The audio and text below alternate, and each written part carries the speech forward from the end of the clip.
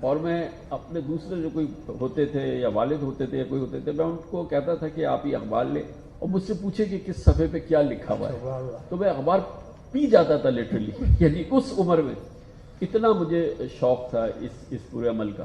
تو جب اس کا آغاز ہوا تو یہ میں نے طے، مجھے پتا تھا کہ میں اس کے علاوہ کچھ نہیں کر سکتا. میں نے اخبار میں اشتہار دیکھا کہ کسی کو رپورٹر چاہیے، تو ایک پرچہ نکلتا تھا انجینئرنگ ریویو ادھر آرٹس کونسل کے پاس ہی اس کا ایک دفتر تھا قریب. تو میں نے کہا جی کہ میں رپورٹر بنے جاؤں. انہوں نے بولا بیٹا آپ کچھ کر چکے ہیں اس سے پہلے؟ میں نے کہا جی کچھ نہیں کر چکے. آپ کر لیں گے؟ میں نے کہا جی آپ ٹرائی کر لیں. انہوں نے کچھ کیا، کروایا اور میں نے شروع کیا. 2-3 مہینے ہوئے، اس کے بعد مجھے پتہ چلا کہ ڈیلی نیوز میں جگہ ہے. تو وہ پھر میں شکیل صاحب سے میں ملا. شکیل صاحب سے بھی اس انداز سے میں ملا کہ وہ سینٹ پیٹس کالج میں پڑھتے رہے تھے، مجھ سے سینئر تھے، تو میں جونیئر تھا. میں نے کہا جی میں آپ کو سینٹ پیٹس کالج سے جانتا ہوں اور مجھے پتا ہے کہ آپ کے پاس یہاں پر جگہ ہے، تو میں چاہتا ہوں کہ میں. تو انہوں نے کہا آپ کہاں کام کیا؟ میں نے کہا جی میں نے کچھ نہیں کیا، میں نے یہ کیا انجینئرنگ. انہوں نے پرچہ ورچہ دیکھا، بولے اس میں تو بڑے اشتہار آتے ہیں. میں نے کہا جی یہ ہے، مگر میں اور وہ اس وقت سے ایک جو آج بھی صحافت کا عمل ہے، بڑی مزے کی بات ہے. میں نے انہوں نے کہا ٹھیک ہے ہم دیکھ لیتے ہیں، پرسوں تم آ جاؤ. میں نے کہا ٹھیک ہے جی پرسوں میں گیا. تو انہوں نے کہا اچھا تم ایسا کرو یار، ہاں تم وہی ہو نا، ہاں تم کل آ جانا.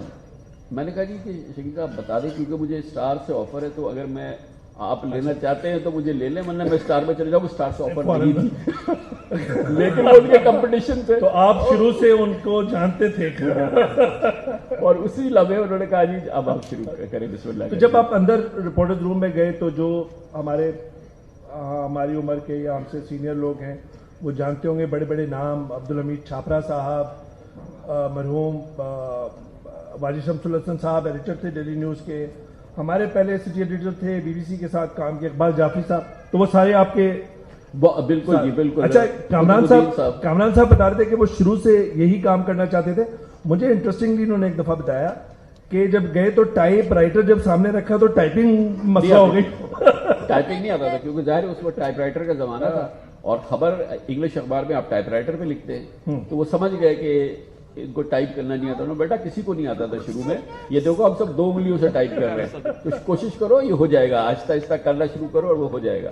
اور وہ اللہ کا شکر ہے، وہ جو پہلا ٹائپ کا جو کلک تھا وہ پھر کلک کی رفتار تیز ہوتی چلی گئی، پھر تیز ہوتی چلی گئی، اور پھر بعد میں مجھے خود حیرت ہوتی تھی کہ یہ چیز تو مجھے آتی نہیں تھی، اور یہ جو ہے وہ 1-2 سال کے اندر تو بالکل جیسے کہ ہم لوگ سب اس طرح سے کرتے ہیں. یہ کرائم رپورٹر سے آپ نے آغاز کیا، جو ایک بیسک رپورٹنگ ہوتی ہے کرائم رپورٹنگ کے، کہ مرڈر کا ہو گیا، آگ کا لگنا ہو گیا، بھاگ دوڑ، یہاں سے شروع کیا آپ نے کریئر سر؟ جی بالکل، یہ اسی انداز کا تھا، سٹی رپورٹنگ، اینڈ جس میں کہ کرائم بھی، کیونکہ 4-5 رپورٹر ہوتے تھے، تو وہ یہ نہیں تھا کہ بالکل کوئی 10-20 بیٹ ہیں اور اس پہ رپورٹر 2-2 4-4 جو کچھ کر رہے ہیں. مگر اس کی بھی بڑی دلچسپ کہانی کہ جب ہم نے شروع کیا تو میں جب بات کرتا تھا تو ہم پولیس رپورٹ لیتے تھے، فائر کو چیک کرتے تھے، ہاسپٹلس کو چیک کرتے تھے، ایمبولینس کو چیک کرتے تھے، 5 چیک کرتے تھے اور ہاسپٹلس کو چیک کرتے تھے. تو میں بات کرتا تھا جی اچھا کیا ہوا؟ تو مجھے جو ہے وہ جامی صاحب نے کہا کہ بیٹا تم صحافی ہو، ڈانٹ کے بات کیا کرو، یہ اتنے ادب سے کیوں بات کرتے ہو؟ صحافی کا کام ڈانٹنا ہوتا ہے تو ڈانٹو. اچھا پھر ایک مجھے اتنی حیرانی ہوئی کہ وہاں کی یہ لنگو تھی کہ اس کو ڈانٹا، یعنی کہ بات نہ کرو ڈانٹو. تو یہ صحافی کے اندر اس زمانے سے ایک زوم اور ایک کیا کہنا چاہیے کہ ایک اس طرح کا کیریکٹر ڈیولپ کیا جا سکتا تھا کہ آپ واچ ڈاگ ہیں، آپ جو ہے وہ آپ کا لہجہ، آپ کی بات، آپ کی گفتار جو ہے وہ ایسی ہونی چاہیے کہ وہ آپ کو جواب دے ہے. کامران صاحب 80 کی دہائی ظاہری میں تو سب کو پتہ ہے کہ ضیاء اللہ صاحب کا عمرانہ دور اور سینسرشپ کا زمانہ، اور افغانستان کے اندر ہماری پوری اسٹیبلشمنٹ، ملک، ریاست جڑی ہوئی تھی اس سارے جنگ کے اندر. تو اس میں ایک تو سینسرشپ کا بتائیے کہ کس طرح آپ کو سامنا کرنا پڑا، اگر آپ کو ذاتی طور پہ سامنا کرنا پڑا یہ جو آپ نے مشاہدہ کیا. اور دوسرا جو ہم نے جب طالب علم تھے تو آپ کی سٹوریز پڑھتے تھے نارکو بیرنز وغیرہ، منشیات کے اسمگلر بڑے بڑے آفریدی، خٹک اور مرزا اقبال، تو وہاں سے نام آپ کا ہٹ ہوا اور سارے سینئر لوگوں نے اور باہر کے اخبارات نے وہاں سے پک کیا آپ کو.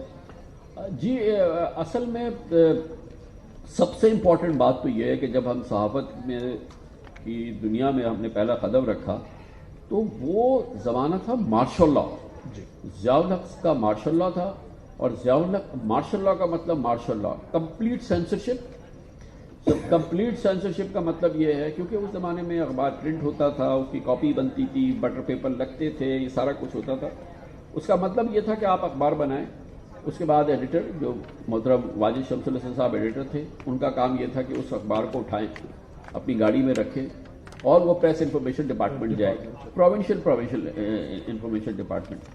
وہاں پہ جو ڈائریکٹر ہیں ان کے سامنے وہ اخبار رکھا جائے, وہ اس کو ایک ایک کو دیکھیں, اس کے بعد وہ فیصلہ کرے کہ کون سی خبر اس قابل ہے کہ چھپے گی, کون سی نہیں, اس کو نکال دے, یوں کر کے نکال دے, یوں نکال دے, یوں نکال دے. وہ اس کو لے کر آ جائیں, ہم اس کو چھاپ دیں, اور وہ بلینکس کے ساتھ جو ہے وہ چھپ جایا کرتا تھا. اس کے بعد انہوں نے کہا کہ نہیں, یہ بہت برا لگتا ہے, اس میں آپ اس کو بھرا کریں, یہ آپ خالی چھاپ دیتے, یہ بڑی غلط بات ہے.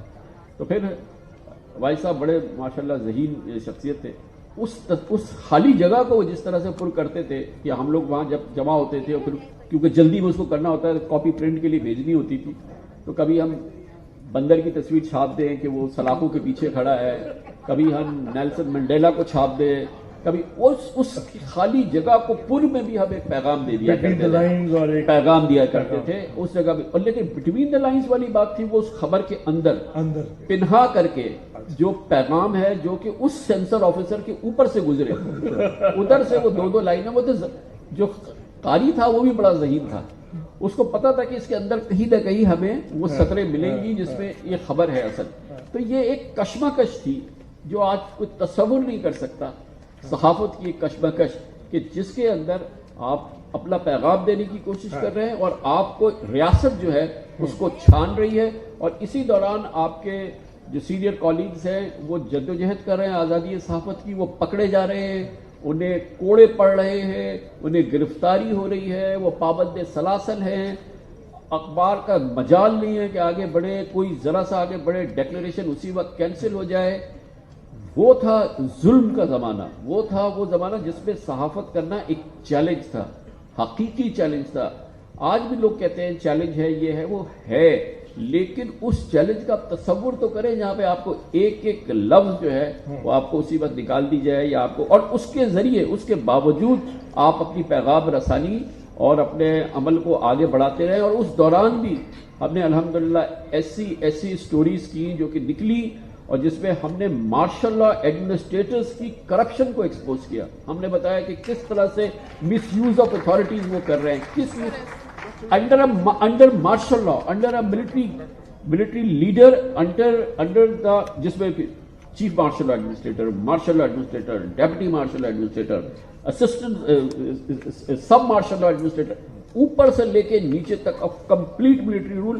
مگر اخبار بھی چل رہا ہے, آپ صحافت بھی کر رہے ہیں, اور آپ قدم بقدم آگے بھی بڑھ رہے ہیں, اور اس سفر کو جاری بھی رکھ رہے ہیں. اور اس دوران پھر یقیناً پھر ایک قواسی ڈیموکریسی آئی, اور 1985 میں نان پارٹی فورس کرائے جنرل ضیاء الحق نے, جس کے بعد محمد خان جنیجو کی حکومت آ گئی, اور پھر تھوڑا سا سانس آنا شروع ہوا, ہلکا سانس آنا. سینسرشپ لاز انہوں نے ختم کیے, اس کے بعد پریس کے بلیک لاز جسے ہم کہتے ہیں.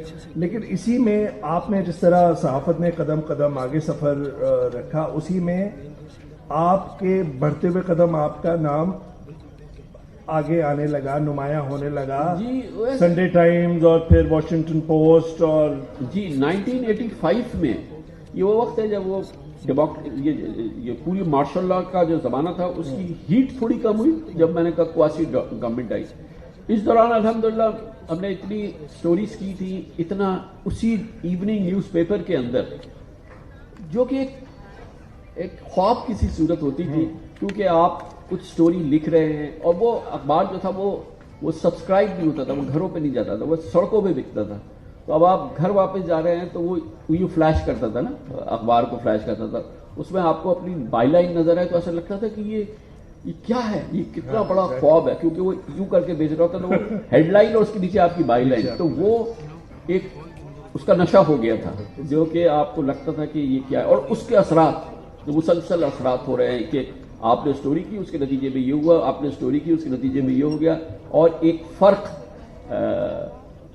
جو انتظامیہ میں فرق یا نظام میں چھوٹی موٹی تبدیلی یا یہ کہ مثال کے طور پہ کسی فیصلے کو تبدیل کرا دیا یا کسی کے ساتھ ظلم ہوا تو وہ اجاگر ہو گیا، پھر اس کی جو ہے دادرسی ہو گئی، پھر اس کا، اور وہ جو صحافت کا اصل ایک مزہ تھا وہ آنا شروع ہو گیا، اور 85 تک اتنا نام ہو گیا کہ مجھے سنڈے ٹائمز نے کانٹیکٹ کیا، تو میں سنڈے ٹائمز کے لیے باقاعدہ یہاں سے رپورٹنگ کرنے لگا، اور اسی دوران 85 کے اینڈ میں مجھے واشنگٹن پوسٹ نے کانٹیکٹ کیا، اور پھر میں simultaneously Washington post, Sunday Times, اور اسی زمانے میں مسلم اخبار ایک بہت ہی شاکار اخبار ہوتا تھا، اس کا بڑا نام ہوتا تھا، مشاہد حسین صاحب ایڈیٹر تھے، پھر بعد میں ملیہ لودھی ایڈیٹر ہوں گے، مگر وہ پھر اس مشاہد صاحب تھے وہ کالمنسٹ تھی، اور نصرت جاوید اور جاوید بخاری اور ماشاءاللہ بڑے بڑے نام اس کے اندر تھے، جی ہاں، وہ تمام لوگ تھے.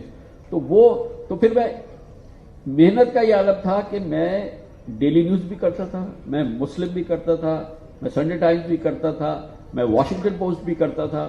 اس زمانے میں واشنگٹن پوسٹ اور انٹرنیشنل ہیرلڈ ٹریبیون کا ایک اشتراک ہوتا تھا. تو ایسا بھی ہوا ہے کہ میری stories syndicated stories, syndicated bylines ان 5 اخباروں میں چھپی. یہ ایک ایکسیپشنل بات تھی کہ آپ 2 انٹرنیشنل نیوز پیپر پہ ایک سنگل بائی لائن، جو کہ وائر نہیں ہے، جو کہ نیوز ایجنسی نہیں ہے، ایک انڈیویجول رپورٹر ہے.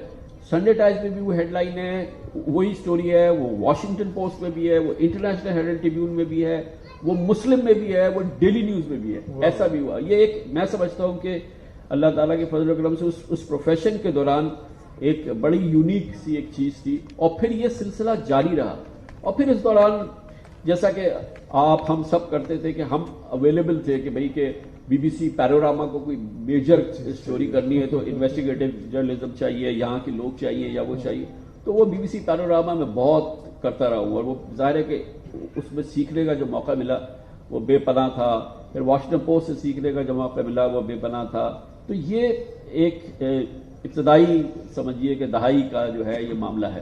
دوسری دہائی کے اندر ہماری آپ سے ملاقات ہوئی، اظہر عباس بھی بیٹھے ہیں، ان سے بھی اسٹار کے اندر تھے. یہ اظہر عباس تو ہمارے بہت ہر خبر پہ نظر. تو جب آپ سے نیوز میں ملاقات ہوئی تو آپ کا ایک ایسا کیریکٹر بنا ہوا تھا، ایک انویسٹیگیٹو جرنلسٹ کا بنا ہوا تھا. اور پھر ہمارے سامنے یہ ہوا کہ آئی چندریگا روڈ پہ ہی عرفان اللہ مروت کا دور، جام صادق علی کا دور، سی آئی اے سینٹر کا Samiullah Marwat, if I recall the name correctly, وہ ایک ٹارچر سیل بننا، پیپلز پارٹی پولیٹیکل رائولز کو نشانہ بنانا، اس میں آپ کی تواتر سے اسٹوری آئی، اور آپ پہ ایک قاتلانہ حملہ ہوا آئی چندریگا روڈ پہ. مجھے اچھی طرح یاد ہے کہ آپ کو خون پہلے سول ہاسپٹل لے جایا گیا، پھر آپ کو آغا خان لے کے جایا گیا، پھر آپ امریکہ چلے گئے. تو وہ آپ کو لگا کہ یہ بہت ہی سیریس معاملہ ہے کہ یہ تو مارنے پہ تو لے ہوئے. یقیناً وہ تو بہت ہی مطلب ایک نوجوانی تو نہیں لیکن بہرحال جوانی کا دور تھا، اور ایک یہ کبھی نہیں سوچا تھا کہ اس طرح سے کوئی ایسا عمل ہو سکتا ہے اور ہو جائے گا، اور وہ بھی اس لیے کہ آپ کے کام کی وجہ سے. اور وہ ایک ویو تھی جس میں 2 پرنسپل میجر اٹیک ہوئے تھے. ایک ظفر عباس پہ ہوا تھا اور ایک جو ہے وہ مجھ پہ ہوا تھا. ظفر عباس کو بھی یعنی کہ ہی واز بیٹن اپ، اور مجھ پہ یہ انہوں نے کیا تھا. ایک رات پہلے گھر آئے تھے اور انہوں نے ناک کر رہے تھے، میری سسٹر نے دیکھا کہ یہ کچھ ایسا ہے، دروازہ نہ کھولے. ہم نے دروازہ نہیں کھولا. دوسرے دن جب میں اپنی گاڑی میں بیٹھ رہا تھا تو اس نے جو ہے یہ مجھے سلائس کر دیا. تو یہ اس کی ٹائمنگ بڑی خطرناک تھی کیونکہ میری شادی ہوئی 3-4 مہینے پہلے. وہ بیچاری نے سوچا کہ یہ کس آدمی کی شادی ہو گئی، یہ صبح شام یہ کرتا رہتا ہے. صبح جو ہے وہ ابھی اس پہ اٹیک ہو گیا. اور بڑی دلچسپ بات ہے، ارشیر ہم لوگوں کے سب کے بڑے پیارے تھے، اور ہم جیسے لوگوں کو تو وہ بڑا پیار کرتے تھے. تو میری شادی ہو گئی. تیسرے دن وہ صبح فون کیا کرتے تھے، یہ سیل ویل تو تھا نہیں، انہوں نے لینڈ لائن پہ فون کیا. میری وائف نے، سعدیہ نے فون اٹھایا. تو بولا تو پاگل ہے، اس طریقے سے شادی کیا؟ کہا یہ کیا ہو گیا؟ اب یہ انہوں نے کہا 2 مہینے بعد کسی نے چاقو مار دی. اس نے بولا یہ تو واقعی کوئی گڑبڑ ہو گئی. تو وہ پھر یہ حملہ ہو گیا. تو پھر وہ کمیٹی ٹو پروٹیکٹ جرنلسٹ وغیرہ یہاں آئے، اور میں کیونکہ واشنگٹن پوسٹ کا اس وقت بھی کورسپونڈنٹ تھا تو وہ واشنگٹن پوسٹ کے کورسپونڈنٹ یہ وہ سارا. لیکن اس وقت بھی یہ کیفیت تھی کہ جب میں ہاسپٹل میں تھا تو مجھے چھاپرا صاحب نے کہا کہ جام صادق وہ چیف منسٹر ہے، وہ آئیں گے اور تم دیکھنا کہ غصے میں بات نہیں کرنا، ڈانٹ کے بات نہیں کرنا، تم ایک دم بول دیتے ہو، کوئی بات نہیں ہے، وہ چیف منسٹر آئے گا، اس کو بس تم دیکھ لینا جیسے بھی کچھ کرنا ہے۔ تھوڑی دیر میں جام صادق کا فون آیا کہ بیٹا مجھے بڑی تکلیف ہوئی۔ میں نے کہا آپ کو کوئی تکلیف نہیں ہوئی، کل میں آنا چاہتا ہوں۔ میں نے کہا آپ نہیں آئیں گے۔ یہ کیا ہو گیا؟ وہ اس نے کہا کہ بیٹا تیرا کیا میں سمجھاؤں تجھے، ایسے نہیں ہوتا ہے، ایسا نہیں ہوتا ہے۔ خیر وہ کر کے اس نے بات رکھی، اور پھر یہ میں کمیونٹی پروٹیکٹ جرنلسٹ کے ساتھ میں چلا گیا ادھر یو ایس میں۔ پھر وہاں پہ 1 مہینہ واشنگٹن پوسٹ نے بولا بھائی اب آپ ادھر ہی رہیں گے، یو آر ہیئر ناؤ، بس یو آر ہیئر، بالکل نہیں جانا ہے، یہ نہیں کرنا ہے۔ مہینہ 2 مہینے ہوئے ہوں گے۔ میں نے کہا یار یہاں تو ہر پتھر کے نیچے کامران خان ہے، یہ میں کیا کروں گا یہاں پہ۔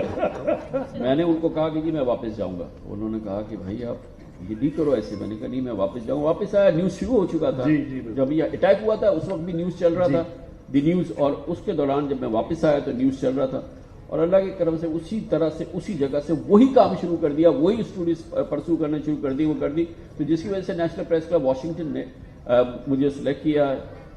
ایک وہ لوکل امریکن جرنلسٹ کو سلیکٹ کرتے تھے، دا بریویسٹ جرنلسٹ، اور ایک مجھے انٹرنیشنلی سلیکٹ کیا، اور الحمدللہ 1000 لوگوں کا سٹ ڈاؤن لنچ ہوا نیشنل پریس کلب واشنگٹن میں، اور جہاں انہوں نے مجھے ہائیسٹ ایوارڈ دیا۔ کیوں؟ اس لیے دیا کہ آپ واپس گئے، یہ آپ نے فیصلہ کیا کہ آپ یہاں نہیں رہیں گے، اور اس کے بعد جا کے پھر وہی عمل جو تھا نا، وہی کام جو ہے وہ اسی انداز سے۔ کامران صاحب پھر ہم نے دیکھا، جو ناظرین نے بھی بہت دیکھا ہو، ظاہر بات ہے پڑھا آپ کو، دا نیوز میں آپ کی کہانیوں کا اوپر ایک ٹائٹل ہوتا تھا NIU نیوز انٹیلیجنس یونٹ۔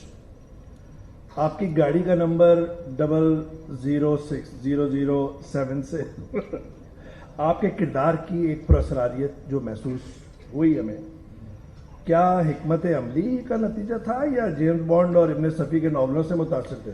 نہیں دیکھیں، اس میں میں سچائی سے آپ کو بتاؤں گا کہ جس طرح کی ہم یہ رپورٹنگ کرتے تھے اور جس طرح کے ایکسپوزے ہوتے تھے جس میں یہ نارکو بیرنس، جن کے نام پہلی بار اخبار میں چھپ رہے ہیں، جو کہ بہت ہی مسٹیریس کیریکٹر سمجھے جاتے تھے، جو چھپے ہوئے نام ہوتے تھے، ان کو انویسٹیگیٹ کرنا، ان کے کاموں کو کرنا، ان کے تمام جو آپریشنز ہیں اس کو انویل کرنا، یہ ایک ریمارکیبل کام ہوتا تھا۔ بہت ہی ایک ہر آدمی چلتا ہوا کہتا تھا کہ آپ کو ڈر نہیں لگتا، آپ کو ڈر نہیں لگتا، آپ کو ڈر نہیں لگتا۔ ویسے میں یہ بات بتاؤں بڑے اس سے کہ یہ جو اورا میرا کریٹ ہوا کہ جی کہ یہ 006 اور یہ اور وہ، ایک مڈل کلاس آدمی اس قسم کے چیلنجز، اس قسم کے تھریٹس، اس قسم کی سینیریو، ایک بار اٹیک ہو چکا ہے، آپ اور پھر بھی وہی کر رہے ہیں۔ تو میں نے ایک اورا اور یہ مسٹری جو تھی نا، اس کو ریبف کرنے کے لیے، اس کو ریجیکٹ کرنے کے لیے، اس کو ختم کرنے کی کوئی ایفرٹ نہیں کی، اور میں نے ولفلی الاؤ کیا۔ میں نے کہا یار یہ کریٹ ہوگا تو کوئی میرے قریب آتے ہوئے 2 بار سوچے گا کہ پتہ نہیں کس سے ملا ہوا ہے، کس کے ساتھ کام کر رہا ہے، کس سے جڑا ہوا ہے، کس سے کیا ہے۔ تو یہ ایک طرح کا میں نے سیلف پروٹیکشن جو تھا وہ الاؤ کیا کہ یہ کرنا ہے۔ اور پھر دوسری چیز یہ کہ الحمدللہ جو سٹوریز ہوتی تھی اس میں اتنی ڈیٹیلز، اتنا کام، اتنی جس کو انویسٹیگیٹو جرنلزم کہتے ہیں، اس میں اتنی باریک ڈیٹیلز ہوتی تھی، جو سامنے ہوتا تھا وہ کہتا تھا یہ کیسے پتا چلا ہے۔ اس کا مطلب یہ ہے کہ یہ کوئی نہ کوئی اس قسم کی کوئی چیز ہے جو اس کو بتاتی ہے یا کرتی ہے۔ حالانکہ بات یہ ہے کہ دنیا کا کوئی بھی صحافی ہو، چاہے وہ باب وڈورڈ ہو، چاہے کارل برنسٹین ہو، چاہے کوئی بھی ہو، اس کو کوئی تو بتاتا ہی ہے نا، کسی کو وہی تو آتی نہیں ہے۔ صحافت میں وہی کا کوئی کام نہیں ہے، سورسز ہوتی ہے، طریقے ہوتے ہیں، پھر ایک زمانے میں آپ کا ایک نیٹ ورک ہو جاتا ہے جس سے آپ کو ساری چیز، پھر آپ کو سوال پوچھنا آنا چاہیے کہ آپ کو کس سے سوال پوچھنا ہے، اور جس سے سوال پوچھنا ہے آپ کی اس کو ایکسس ہونی چاہیے۔ تو یہ کوئی اس میں پراسراریت کا کوئی کام نہیں ہے، یہ صرف ایک محنت کا اور ایک ایپٹیٹیوڈ کا کام ہے۔